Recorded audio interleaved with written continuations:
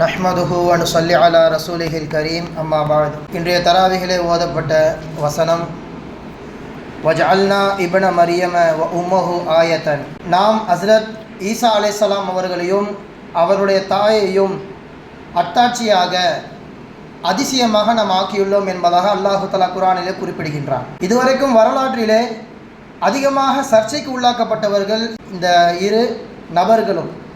அதாவது ஒரு கூட்டம் என்னவென்றால், இவர்களை அளவுக்கு அதிகமாக அன்பு வைத்து இவர்களை கடவுள் என்பதாக மாற்றிவிட்டது கிறிஸ்துவர்கள்.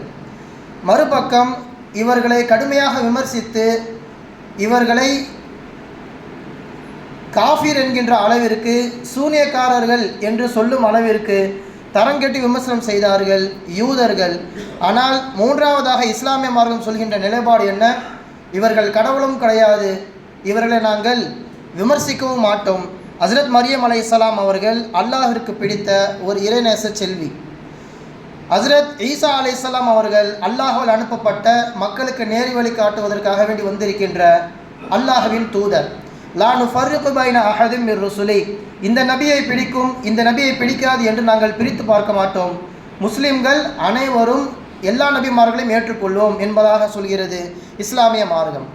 அந்த அடிப்படையிலே இந்த கிறிஸ்துவர்களும் யூதர்களும் எந்த இடத்தில் பிரிந்தார்கள், எந்த இடத்திலே அவர்கள் கருத்து வேறுபாடுகள் கொண்டார்கள் என்பதை குறித்து தான் இன்றைய தினத்திலே நாம் சிந்தித்து உணர்வது அவசியம். கண்ணியத்திற்குரியவர்களே, அல்லாஹ் சுப்ஹானஹு வ தஆலா ஈசா அலைஹிஸ்ஸலாம் அவர்களை பற்றி சொல்வதற்கு முன்பாக மரியம் அலைஹிஸ்ஸலாம் அவர்களை குறித்தும் அவர்களுடைய தாய் தந்தையர்களை குறித்தும் அல்லாஹு தஆலா குர்ஆனிலே சொல்கின்றான். வேறு எந்த ஒரு நபிக்குமே அல்லாஹு தஆலா இப்படி ஒரு வம்சத்தை குறித்த தெளிவை குர்ஆனிலே சொன்னது கிடையாது. ஜெருசலத்திலே, பலஸ்தீனில் இருக்கின்ற ஜெருசலம் என்கின்ற பகுதியில் வாழ்ந்தவர்கள் தான் இம்ரான் ஹன்னா என்கின்ற இரு தம்பதியர்கள். ஹன்னா மிகப்பெரிய கற்பொழுக்கம் மிக்க ஒரு பெண்மணி, இம்ரான் மிகப்பெரிய ஒரு உழைப்பாளி, இபாதத் சாலி. இவ்விருவருக்கும் குழந்தை பிறக்கின்றது. அதுதான் மரியம் அலைஹிஸ்ஸலாம் அவர்கள். பிறப்பதற்கு முன்பாகவே இந்த ஹன்னா அவர்கள் ஒரு நேர்ச்சை செய்கிறார்கள். ரப்பி இன்னி நஸர்து லக மாஃபி பத்னி முஹர்ரரன் ஃபதகப்பல் மின்னி, யா அல்லாஹ், என் வயிற்றில் இருக்கின்ற குழந்தையை உனக்கு நான் அர்ப்பணம் செய்கின்றேன். பைத்துல் முகத்தஸுடைய சேவைக்காக வேண்டி அந்த குழந்தையை நீ வைத்துக்கொள் என்பதாக அவர்கள் நியத்து வைக்கிறார்கள். அப்போ அருகில் இருந்த இம்ரான் அவர்கள், அவசரப்பட்டு விட்டாய் ஹன்னா, பிறப்பது என்ன குழந்தை என்றே தெரியாது, ஆண் குழந்தையாக இருந்தால் நாம் பள்ளிவாசலுக்கு விடலாம், பெண் குழந்தை எப்படி விடுவது என்பதாக அவர்கள் கேள்வி தொடுக்கிறார்கள். கொஞ்ச காலத்திலேயே அவர்கள் வஃபாத்தும் ஆகிவிட்டார்கள். அவர்கள் கவலைப்பட்டதை போன்றே பிறந்தது பெண் குழந்தை. இருப்பினும் நியத்து வைத்து விட்டோமே என்பதற்காக வேண்டி ஹன்னா அவர்கள் பள்ளிவாசலுக்கு அந்த பெண்ணை ஒப்படைக்கிறார்கள், அந்த பெண் குழந்தையை ஒப்படைக்கிறார்கள். ஏன் இந்த இடத்துல மரியம் அலைஹிஸ்ஸலாம் அவர்களை சொல்வதற்கு காரணம் என்னவென்றால், அவர்களுடைய தாய் தந்தையர்களை பற்றி சொல்வதற்கு காரணம் என்னவென்றால், மரியம் அலைஹிஸ்ஸலாம் அவருடைய அந்த சூழ்நிலை எப்படி இருக்கின்றது, அவர்கள் தவறு செய்வதற்கு ஏதேனும் ஒரு சின்ன வாய்ப்பாவது வரலாற்றில் கிடைக்குமா, கிடைக்கவே கிடைக்காது என்பதாக அல்லாஹு தஆலா அந்த சம்பவத்தின் மூலம் உணர்த்தி காண்பிக்கின்றான். குழந்தை பிறந்த உடனே ஹஸ்ரத் ஹன்னா அவர்கள் என்ன செய்கிறார்கள்? மரியம் என்பதாக பெயர் சூட்டிவிட்டு, வ இன்னி உஈதுஹா பிக்க வ துர்ரியதஹா மினஷ் ஷைத்தானிர் ரஜீம், இந்த மரியம் என்கின்ற குழந்தையையும் இதனுடைய சந்ததிகளையும் நான் அல்லாஹ்விடம் பாதுகாப்பு தேடுகின்றேன், ஷைத்தானை விட்டு முழுமையாக காப்பாற்றி விடு யா அல்லாஹ் என்பதாக துஆ செய்கின்றார்கள். அதற்கு ஏற்றாற் போல அல்லாஹ் சுப்ஹானஹு வ தஆலா ஷைத்தானை ஒரு சின்ன தூண்டுதல் கூட இல்லாமல் மரியம் அம்மா அவர்களையும் ஈசா அலைஹிஸ்ஸலாம் அவர்கள் அல்லாஹு தஆலா பாதுகாத்து வளர்க்கின்றான். ஹதீஸிலே வருகிறது, உலகத்தில் பிறந்த எந்த ஒரு குழந்தையாக இருந்தாலும் ஷைத்தானின் தூண்டுதலால் பிறந்த உடனே அழுகும். இரண்டே இரண்டு நபர்களை தவிர, இல்லா மரியம் வ இப்னுஹா, மரியம் அலைஹிஸ்ஸலாம் அவர்கள் பிறக்கும்போது அழுகவில்லை, ஈசா அலைஹிஸ்ஸலாம் அவர்கள் பிறக்கும்போது அழுகவில்லை. இவ்விரு குழந்தையை தவிர்த்து எல்லாம் ஷைத்தானால் தீண்டப்பட்டவர்கள், அதனால் தான் அழுகின்றன என்பதாக சொல்லி காண்பிக்கப்படுகிறது. இது முதலாவது செய்தி. ஷைத்தானை விட்டும் பாதுகாக்கப்பட்டவர்கள் இந்த இருவரும். அடுத்ததாக அல்லாஹ் சுப்ஹானஹு வ தஆலா என்ன சொல்கின்றான்? பிறந்தது பெண் குழந்தையாக இருக்கின்றது என்று நீங்கள் கவலைப்பட வேண்டாம். ஃபதகப்பலஹா ரப்புஹா பிகபூலின் ஹசனின், ஆண் குழந்தை பிறந்தால் எப்படி நான் ஏற்றுக்கொள்வேனோ அதே போன்று பெண் குழந்தையாக இருக்கின்ற மரியமையும் நான் ஏற்றுக்கொண்டேன், கவலைப்படாதீர்கள். ஒரு ஆணுக்கான எல்லா அந்தஸ்தையும் இந்த பெண்ணுக்கு நான் கொடுப்பேன் என்பதாக அல்லாஹு தஆலா சொல்கின்றான். குர்ஆனிலே நீங்கள் பார்த்தா தெரியும், மரியம் அலைஹிஸ்ஸலாம் அவர்களை குறித்து வருகின்ற பொழுது வகானத் மினல் கானிதீன் என்பதாக வருகிறது. மரியம் அம்மா அவர்கள் இபாதத் சாலி, வணக்கம் செய்பவர்கள் ஒருவர் என்பதாக அல்லாஹு தஆலா சொல்லி காண்பிக்கின்ற பொழுது காணித்தீன் என்கின்ற ஆண் பாலை அல்லாஹு தஆலா இந்த இடத்திலே சொல்லியிருக்கின்றான். அசலிலே இந்த இடத்திலே காணித்தாத் என்பதாக வந்திருக்க வேண்டும். இபாதத் செய்யக்கூடிய பெண்களில் மிகவும் சிறந்தவர்கள் என்பதாக வந்திருக்க வேண்டும். ஆனால் ஆண் பாலை அல்லாஹு தாலா சொல்லி ஆண்களிலேயும் இவர் சிறந்தவள் என்பதாக அல்லாஹு தாலா மிக அழகாக ஒரு வார்த்தையை பிரயோகம் செய்திருக்கின்றான். எனவே ஃபதகப்பலஹா ரப்புஹா பிகபூலின் ஹஸனின், அழகிய முறையில் அல்லாஹு தாலா ஏற்றுக்கொண்டான். இது இரண்டாவது செய்தி. மூன்றாவதாக அம்பதஹா நபாத்தன் ஹசனா, அவர்கள் அல்லாஹு தாலா அழகிய ஒரு சூழ்நிலையிலே படைத்தான், அழகிய ஒரு சூழ்நிலையிலே அவர்களை வளர்த்தெடுத்தான் என்பதாக வருகின்றது. அவர்கள் எங்கே வளர்ந்தார்கள்? பைத்துல் முகத்தஸ் என்கின்ற பள்ளிவாசல். 24 மணி நேரமும் அல்லாஹுடைய திக்ரிலேயே ஈடுபட்டிருப்பார்கள் அந்த பள்ளிவாசலிலே. எனவே அவர்கள் பாவம் செய்வதற்கு அல்லது ஏனும் தவறில் ஈடுபடுவதற்கு எந்த விதமான வாய்ப்பும் கிடையாது. முழுக்க முழுக்க அப்பழுக்கற்ற ஒரு பெண்மணி என்பதை நிரூபிப்பதற்காக வேண்டி அல்லாஹு தஆலா இந்த விஷயத்தை தொடர்ந்து சொல்லிக்கொண்டே வருகின்றான். அடுத்ததாக நான்காவது செய்தி, வகஃபலஹா ஜக்கரியா, அவர்களை பாதுகாப்பதற்கு அவர்களை வளர்ப்பதற்காக வேண்டி அல்லாஹு தஆலா பொறுப்பு போட்டது யாருக்கு? ஜக்கரியா அலைஹிஸ்ஸலாம் அவர்கள். ஒரு நபியின் கட்டுப்பாட்டிற்கு கீழே அவர்கள் மேற்பார்வையிலே வளர்கிறார்கள் ஹஸ்ரத் மரியம் அலைஹிஸ்ஸலாம் அவர்கள். இது நான்காவது செய்தி. ஐந்தாவது, அல்லாஹ் சுப்ஹானஹு தஆலா இவர்கள் வெளியே எங்கும் செல்லாமல் அல்லது ஜக்கரியா அலைஹிஸ்ஸலாம் அவர்கள் இவருடைய தேவைகளை பூர்த்தி செய்வதற்கு முன்பாகவே அந்த பள்ளிவாசலில் ஒரு அறை இருக்கும். அந்த அறைக்குள்ளே தான் மரியம் அலைஹிஸ்ஸலாம் அவர்கள் இருப்பார்கள். அதற்கு படிக்கட்டெல்லாம் கிடையாது. யாரேனும் அந்நிய ஆண்கள் மேலே சென்று விடக்கூடாது என்பதற்காக வேண்டி படிக்கட்டுகளை செய்யவில்லை. ஏணி போட்டு மேலே ஏறுவார்கள். ஜக்கரியா அலைஹிஸ்ஸலாம் பார்த்து விட்டு கீழே வந்து விடுவார்கள். ஏணி எடுத்து ஒழித்து வைத்து விடுவார்கள். இப்படி தான் அந்த சூழ்நிலை இருந்தது. இந்த சமயத்திலே அவர்கள் உணவு தேவைக்காக வேண்டி மேலே செல்வது வழக்கம். ஜக்கரியா அலைஹிஸ்ஸலாம் இவங்க ஒரு நாள் போகும் பொழுது அந்த இடத்துல அவர்கள் சாப்பிட்டு கொண்டிருக்கிறார்கள். குர்ஆனில் அந்த வரலாறு அல்லாஹ் தஆலா பதிவு செய்கின்றான். ஃபலம்மா தஹல அலைஹா ஜக்கரியல் மெஹராப், அந்த அறையிலே ஜக்கரியா அலைஹிஸ்ஸலாம் அவர்கள் நுழைந்து கொண்டிருக்கின்ற பொழுது அங்கே ஏற்கனவே பழங்கள் சாப்பிட்டு கொண்டிருக்கிறார்கள் மரியம் அம்மா அவர்கள். அப்போ அண்ணா லக்கி ஹாதா, எப்படி உனக்கு இந்த பழங்கள் கிடைத்தது, யார் கொண்டு வந்தா என்பதாக கேட்கும் பொழுது அவர்கள் சொன்ன வார்த்தை இது, அல்லாஹு தஆலா தான் எனக்கு கொடுத்தான். இன்னல்லாஹ் யர்ஸுகு மன் யஷாஉ பிகைரி ஹிசாப், அல்லாஹ் தான் நாடியவருக்கு அள்ளி கொடுப்பவன் என்பதாக சொல்லி காண்பிக்கிறார்கள். இங்கே இன்னொரு அதிசயம் என்ன அப்படின்னா, குளிர்காலத்தில் சூடான பழங்களை சாப்பிடுவார்கள், கோடை காலத்திலே குளிர்ச்சியான பழங்களை அல்லாஹு தஆலா அவர்களுக்கு தருவான். எங்கிருந்து வருவது என்பதெல்லாம் தெரியாது. அந்த அறைக்குள்ளே அவர்களுக்கு ஒரு இடத்திலே கிடைத்து கொண்டே இருக்கும். அங்கே நின்று ஜக்கரியா அலைஹிஸ்ஸலாம் அவர்கள் துவா செய்கின்றார்கள். தனது 90வது வயதிலும் அவர்கள் அல்லாஹு தஆலா யஹ்யா அலைஹிஸ்ஸலாம் அவர்களை கொடுக்கின்றான். அந்த இடம் அப்படி பரக்கத் பொருந்திய ஒரு இடம். இப்படி அல்லாஹு தஆலா 5 விதமான விஷயங்களை கொடுத்து மரியம் அலைஹிஸ்ஸலாம் அவர்களை ஒழுக்கமற்றவர்கள் கிடையாது, அவர்கள் ஒழுக்க சீலர் என்பதாக குர்ஆனிலே பதிவு செய்கின்றான். இப்படி ஒரு 5 அல்லாஹு தஆலா அந்தஸ்துகளை அவர்களுக்கு கொடுக்கின்றான். அடுத்து ஹஸ்ரத் ஈசா அலைஹிஸ்ஸலாம் அவர்கள் குழந்தையாக பிறக்கின்றார்கள். குழந்தையாக பிறந்த உடனேயே அந்த ஊர்க்காரர்கள் விமர்சனம் செய்கின்றார்கள். எப்படி ஆண் துணை இல்லாமல் இவர் பிறந்தார்? மரியமை நாங்கள் ஒழுக்கம் உள்ளவர்களாக தானே கருதினோம். அவருடைய தாய் ஹன்னா அவர்கள் அப்படித்தானே வளர்த்தார்கள் இவரை. ஆனால் ஏன் நீ மட்டும் இப்படி மாறிவிட்டாய் என்று இவர்கள் சுடுவார்த்தைகளை சொல்கின்ற பொழுது அந்த குழந்தை அல்லாஹு தஆலா பேச வைத்தான். என் தாயின் மீது தவறு கிடையாது, நான் அல்லாஹ்வின் குதிரத்தினால் பிறந்தவன், எனவே நீங்கள் என்னை அப்படியே ஏற்றுக்கொள்ள வேண்டும் என்பதாக குழந்தை பேசுகின்றது. மக்கள் பேச முடியாமல் கலந்து சென்று விட்டார்கள். இங்கு இருந்துதான் 2 பிரிவுகளாக பிரிகின்றார்கள். ஒரு கூட்டம் இது அதிசய குழந்தை என்பதாக பிரிகிறது, கிறிஸ்துவர்கள். இன்னொரு கூட்டம் இல்லை, இது ஏதோ ஏடகோடமாக பிறந்த குழந்தை, மட்டுமல்லாமல் இது ஒரு சூனியக்காரியின் குழந்தை என்பதாகெல்லாம் ஹஸ்ரத் மரியம் அலைஹிஸ்ஸலாம் அவர்களை சாடி பேசுகிறார்கள் யூதர்கள். ஒரு சில இடங்களில் இப்படியே வருகின்றது, இவர் இப்னு சீனா, ஒரு அஸ்தக்ஃபிருல்லாஹ், ஒரு விபச்சாரிக்கு பிறந்த குழந்தை என்பதெல்லாம் ஈசா அலைஹிஸ்ஸலாம் அவர்கள் விமர்சனம் செய்தார்கள் யூதர்கள். ஈசா அலைஹிஸ்ஸலாம் அவர்கள் வளர வளர அல்லாஹ் சுப்ஹானஹு வ தஆலா அவர்களுக்கு ஏராளமான கல்விகளை கொட்டி கொடுக்கின்றான். ஒரு 7 வயது ஆகின்ற பொழுது ஈசா அலைஹிஸ்ஸலாம் அவர்களை ஒரு முஅல்லிம் கிட்டே அவங்க மரியம் அம்மா அனுப்புகிறாங்க, சென்று படித்து வா என்பதாக. அந்த மஜ்லிஸிலே அமரும் போதெல்லாம் உஸ்தாது கேட்பதற்கு முன்பாகவே ஈசா அலைஹிஸ்ஸலாம் அவர்கள் பதில் தருகின்றார்கள். இந்த செய்தியை இப்னு அப்பாஸ் ரலியல்லாஹு தஆலா அன்ஹு அவர்கள் பதிவு செய்கின்றார்கள். இப்னு ஆசாக்கிர் என்கிற நூலிலே பதிவு செய்யப்பட்டுள்ளது.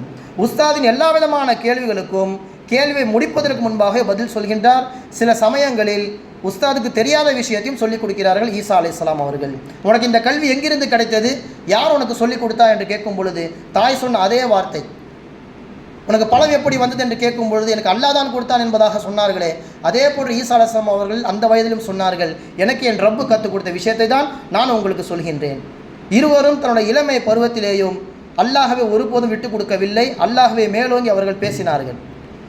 காலங்கள் சுழலுகிறது, வாலிபனாக மாறுகிறார்கள். வாலிப வயதிலே ஹஜ்ரத் ஈசா அலைஹிஸ்ஸலாம் அவர்களுக்கு அல்லாஹு தஆலா ஏராளமான முஅஜிஸாக்களை கொடுத்திருக்கிறார். என்னென்ன? குர்ஆனில் அல்லாஹு தஆலா அவர்கள் தன்னை நபி என்பதாக நிரூபிப்பதற்கு பலவிதமான அத்தாட்சிகளை கொடுத்திருக்கின்றான். முதலாவது, கிறிஸ்துவர்கள் கூட ஈமான் உடனே ஏற்றுக்கொண்டார்கள். இந்த யூதர்களுக்கு தான் கடைசி வரைக்கும் ஈசா அலைஹிஸ்ஸலாம் அவர்களை ஏற்றுக்கொள்ள வேண்டும் என்ற மனமே இல்லை. காரணம், ஈசா அலைஹிஸ்ஸலாம் அவர்கள் வருகின்ற பொழுது என்ன சொல்லினார்கள்? முசஜ்ஜகல் லிமா பைன யதைய மின தௌரா, எனக்கு முன்னால் இருக்கின்ற தௌராத் வேதத்தை உண்மைப்படுத்த நான் வந்திருக்கிறேன். அதில் நீங்கள் மாறுபாடு செய்து விட்டீர்கள், நிறைய கையாடல் செய்து விட்டீர்கள், நிறைய சட்டங்களை மாற்றி விட்டீர்கள். அதுவெல்லாம் போய் இதுதான் உண்மை என்பதாக உங்களிடத்தில் நான் சொல்ல வந்திருக்கின்றேன். வஷீரம் பி ரசூலி யாத்தி மின் பாதி இஸ்முஹு அஹ்மது, எனக்கு பின்னால் வரக்கின்ற நபி, அவருக்கு பேர் அஹ்மது, அவரை பற்றி உங்களிடத்தில் சொல்ல வந்துள்ளேன். இதுதான் என்னுடைய பிரதான வேலை என்பதாக சொல்லும் பொழுது கிறிஸ்துவர்கள் இதை ஏற்றுக்கொண்டார்கள், யூதர்கள் இதை எதிர்த்தார்கள். எங்களுக்கு நபி மூசா தான், நீங்கள் நபியே கிடையாது, நீங்கள் ரசூலுன் கذாப், நீங்கள் ஒரு பொய்யர், உங்கள் பிறப்பே சந்தேகத்துக்குரியது என்பதாக அவர்கள் சாடினார்கள். இருந்தாலும் அல்லாஹ் சுப்ஹானஹு வ தஆலா இவர்களும் இஸ்லாத்தை ஏற்றுக்கொள்ள வேண்டும் என்பதற்காக வேண்டி நிறைய அற்புதங்களை சொல்லிக் கொடுத்தான். முதலில் அவர்கள் ஒரு பறவைக்கு உயிர் கொடுத்து எழுப்பினார்கள். இரண்டாவதாக, நீங்கள் யாரை வேண்டுமானாலும் காட்டுங்கள், அவருக்கு நான் உயிர் கொடுத்து எழுப்புகிறேன் என்பதாக இவர்கள் அல்லாஹு தஆலா சக்தியை கொடுத்திருந்தான். இவர்கள் தன்னுடைய வாழ்நாளிலே 4 நபர்களை உயிர் கொடுத்து எழுப்பியிருக்கிறார்கள். முதலாவதாக தன்னுடைய நண்பன் ஒருவனை, இரண்டாவதாக ஒரு மூதாட்டியுடைய மகன் இறந்து போய் விடுகின்றான், அவருக்கும் உயிர் கொடுத்து எழுப்புகின்றார்கள். மூன்றாவதாக ஒரு 13 வயது சிறுமி, அந்த சிறுமி இறந்து போன உடனே அந்த பெற்றோர்கள் கவலைப்படுகின்ற பொழுது துஆ செய்து அவர்களை எழுப்புகின்றார்கள். இந்த 3 நிகழ்வுகளிலேயும் கிறிஸ்துவர்களுக்கு எந்த பிரச்சனையும் கிடையாது, ஏற்றுக்கொண்டார்கள். யூதர்கள் இங்கே சந்தேகத்தை கிளப்புகிறார்கள். நீங்கள் இப்போது உள்ள நபருக்கு மட்டும்தான் உயிர் கொடுத்து எழுப்புவீர்கள், ஒரு 1000 2000 வருடங்களுக்கு முன்னால் வாழ்ந்த நபரை உங்களால் உயிர் கொடுத்து எழுப்ப முடியுமா? அப்படி இருந்தால் நாங்கள் காட்டுகின்ற அந்த கபரை சென்று நீங்கள் உயிர் கொடுத்து காமியுங்கள் என்பதாக அந்த யூதர்கள் கேட்கிறார்கள். சரி, நீங்கள் சொல்கின்ற கபருக்கு என்னை அழைத்து செல்லுங்கள், நான் உயிர் கொடுத்து எழுப்புகிறேன் என்பதாக ஈசா அலைஹிஸ்ஸலாம் அவர்கள் சொல்ல, ஹஜ்ரத் நூஹ் அலைஹிஸ்ஸலாம் அவருடைய மகன் அந்த வெள்ளத்திலே அடித்து செல்லப்பட்டானே, அவன் பேர் சாம், இவனுடைய கபரை நீங்கள் எழுப்பி காமியுங்கள் என்பதாக சொல்லும் பொழுது அங்கேயும் சொன்னார்கள், கும்பி இதினில்லா, அல்லாஹ்வின் அனுமதியால் நீ எழுந்திருப்பீராக என்று சொன்னவுடன் கபரிலிருந்து சாம் எந்திருக்கிறான். எங்கே கியாமத்தால் வந்து விட்டதோ என்று அவனுடைய அந்த அச்சம், இல்லை இவர்களுடைய சோதனைக்காக வேண்டிதான் உங்களை நான் எழுப்பினேன் என்று சொல்லும் பொழுது அந்த மையத்தாக இருந்த சாம் சொன்ன வார்த்தை இது, சத்யகூஹு ஃபைன்னஹு நபியுன், இவரை நீங்கள் அப்படியே ஏற்றுக்கொள்ளுங்கள், இவர் அல்லாஹ்வால் அனுப்பப்பட்ட நபி, அவருடைய அல்லாஹ் கொடுத்த சக்தியின் மூலமாகத்தான் இப்போது நான் எழுப்பப்பட்டிருக்கின்றேன், எனவே நீங்கள் அவருடைய பேச்சை கேளுங்கள் என்பதாக சொல்லிவிட்டு மீண்டும் அவர் வஃபாத் ஆகிவிடுகிறார். இப்படி வாழ்நாள் முழுக்க பலவிதமான அதிசயங்களை இவர் செய்து காட்டிக்கொண்டே இருக்கிறார். மட்டுமல்ல, உங்கள் வீட்டில் நீங்கள் என்ன சாப்பிடுகிறீர்கள் அதையும் நான் சொல்லுவேன், எதை மறைத்து வைத்திருக்கின்றீர்கள் அதையும் என்னால் சொல்ல முடியும் என்று சொல்லும் பொழுதெல்லாம் மேலும் மேலும் அவர்கள் கேள்வி கேட்டுக்கொண்டே இருந்தார்கள். இன்றைக்கி நான் என்ன சாப்பிட்டோம் சொல்லுங்கள் என்பதாக கேட்பார்கள், மிகச்சரியாக சொல்லிவிடுவார்கள். இப்படி பலவிதமான அதிசயங்களை செய்து கொண்டிருக்கின்ற பொழுது குழந்தைகளுடைய கூட்டம் அதிகமாக ஆகிவிட்டது. எப்போதும் உங்கள் மஜ்லிஸில் ஆண்களை விட பெண்களை விட குழந்தைகள் கூட்டம் அதிகமாக இருக்கும். அத்தாமா எதனா ஒரு பொருளை ஒழிச்சு வச்சாங்க அப்படின்னா பிள்ளைக்கு தரக்கூடாது, ஒரு இனிப்பு பண்டம் ஒழிச்சு வைக்கிறாங்க அப்படின்னா பிள்ளைகிட்ட இவங்க சொல்லி விட்டுருவாங்க, இந்த இடத்துல இவங்க ஒழிச்சு வச்சுருப்பாங்க என்று சொன்ன உடனே அந்த பிள்ளைகளை போய் எடுத்து சாப்பிட்ரும். இது அந்த பெற்றோர்களுக்கு பிடிக்கலை. அப்போ என்ன பண்ணிட்டாங்க, குழந்தைகளை இனிமேல் இவர்கிட்ட அனுப்பவே கூடாது, குழந்தையெல்லாம் இவர் வழி கெடுக்கிறார் என்று சொல்லி ஒரு வீட்டில் போட்டு பூட்டி வச்சுட்டாங்க எல்லாரையுமே. இப்போ வழக்கம் போல் ஒவ்வொரு வீடாக போய் கூப்பிடுவாங்க, என்னோடய செல்லங்கள் எங்கே, என்னுடைய குலாம்கள் எங்கே என்பதாக கேட்கும் பொழுது தினந்தோறும் அவங்க பெற்றோர்களை அனுப்பி வைப்பாங்க. இன்றைக்கி அனுப்பலை. அப்போ என்ன பண்ணுறாங்க, பிள்ளைகளை அனுப்புங்க வெளியே, நான் அவங்க கூட பேசணும் என்று சொல்லும் பொழுது இல்லை அவங்க எல்லாமே வெளியே போயிட்டாங்க என்பதாக போய் சொல்கிறார்கள். உள்ளிருந்து ஏதோ சத்தம் வருகிறது என்று கேட்கும் பொழுது அதுவெல்லாம் பன்னிக்குட்டிகள், குரங்குகள் சத்தம் போடுகின்றன என்பதாக இவர்கள் சொல்லி ஏமாத்துகிறார்கள். இவர்கள் தான் தெரியுமே உள்ளே என்ன ஒழிச்சு வச்சாலும் வெளியே தெரிஞ்சு போயிடும். அப்போ என்ன சொல்கிறாங்க, அல்லாஹும் மஜாலுஹும் கிரதத்தன் ஹனாசிர், அப்படியே ஆகட்டும், அவங்க குரங்குகளாகவும் பன்றிகளாகவும் மாறிவிடட்டும் என்பதாக சொல்லிவிட்டு செல்கிறார்கள். கதவை திறந்து பார்த்தால் எல்லோரும் மாறியிருக்கிறார்கள். உடனே பதறி அடித்து எல்லோரும் ஓடி வந்து மன்னித்து விடுங்கள், எங்கள் குழந்தைகளை மீண்டும் மாற்றி விடுங்கள் என்பதாக சொல்கிறார்கள். மீண்டும் அவர்கள் மாற்றப்படுகிறார்கள். இப்படி வாழ்நாள் முழுக்க பலவிதமான அதிசயங்களை செய்து காட்டும் கூட கிறிஸ்துவர்கள் அவர்களை ஏற்றுக்கொண்டார்கள், யூதர்கள் இவர்களை மறுத்து விட்டார்கள். கடைசி பொழுதாக ஈசா அலைஹிஸ்ஸலாம் அவர்கள் சொல்கின்றார்கள், நாளைய தினம் என்னை கொல்வதற்கு ஒரு கூட்டம் வரும், என்னுடைய பேச்சை கேளுங்கள், நடக்கின்ற நிகழ்வை பார்க்காதீர்கள். காட்சிகள் எப்படி வேண்டுமானாலும் மாறலாம், நீங்கள் நான் சொல்லும் வார்த்தைகளை கவனியுங்கள், நாளைக்கு நான் காப்பாற்றப்படுவேன், என்னுடைய உருவம் ஒருவருக்கு கொடுக்கப்படும், அவர் ஈசா கிடையாது என்பதாக தெளிவாக அன்றைய இரவே சொல்லிவிட்டார்கள். மறுநாள் காலையில் ஒருவருக்கு அதே போன்ற உருவம் கொடுக்கப்படுகிறது, சிலுவையில் அறையப்படுகின்றார். இங்கே தான் கிறிஸ்துவர்கள் மாறிவிட்டார்கள். அவங்க சொன்ன பேச்சை கேட்காமல் நடக்கின்ற நிகழ்வை பார்த்தார்கள். ஈசா நமக்காக உயிரை விட்டு விட்டார், எனவே அவருக்கு கடவுளை அந்தஸ்தை கொடுத்து கடவுளாக மாற்றிவிட்டார்கள். மறுபக்கம் யூதர்கள் ஈசாவை கொள்வதற்கு ஏற்பாடு செய்ததே அவர்கள்தான். எங்கே இவர் நாளுக்கு நாள் அற்புதங்களை காண்பித்து காண்பித்து யூதர்களிலிருந்து நிறைய நபர்களை தன் பக்கம் இழுத்து விட்டார். கடைசியில் நாம் குறைந்து விடுவோம், அவர்கள் மிகைத்து விடுவார்கள் என்ற சூழ்ச்சியில் ரோம் நாட்டு மன்னனுக்கு கடிதத்தை அனுப்பி அங்கிருந்தான் இவர்கள் வீரர்களை இறக்கினார்கள். அவர்கள் தான் வந்து கொன்றார்கள். ஆனால் கொல்லப்பட்டது ஈசா அலைஹிஸ்ஸலாம் அவர்கள் கிடையாது. ஒமா கத்தலூஹு ஒமா சலபூஹு வலாக்கின் சுப்பிஹ லஹும். அல்லாஹு தாலா கொல்லப்பட்டவரை வேறொரு நபராக மாற்றிவிட்டான் என்பதாக குர்ஆன் பேசுகின்றது. எனவே கண்ணியத்திற்குரியவர்களே, ஹஸ்ரத் ஈசா அலைஹிஸ்ஸலாம் அவர்களின் வரலாறு மிகவும் முக்கியமானது. நாம் அவர்களை நபியாக ஏற்கின்றோம், மரியம் அம்மா அவர்களை இறைநேச செல்வியாக ஏற்கின்றோம். இதே போன்ற ஒரு புரிதலை யூதர்களுக்கும் கிறிஸ்துவர்களுக்கும் அல்லாஹு தஆலா தருவானாக. வ ஆகிரு தஅவானா அல்ஹம்துலில்லாஹி ரப்பில் ஆலமீன். அஸ்ஸலாமு அலைக்கும் வரஹ்மத்துல்லாஹி வபரகாத்துஹு.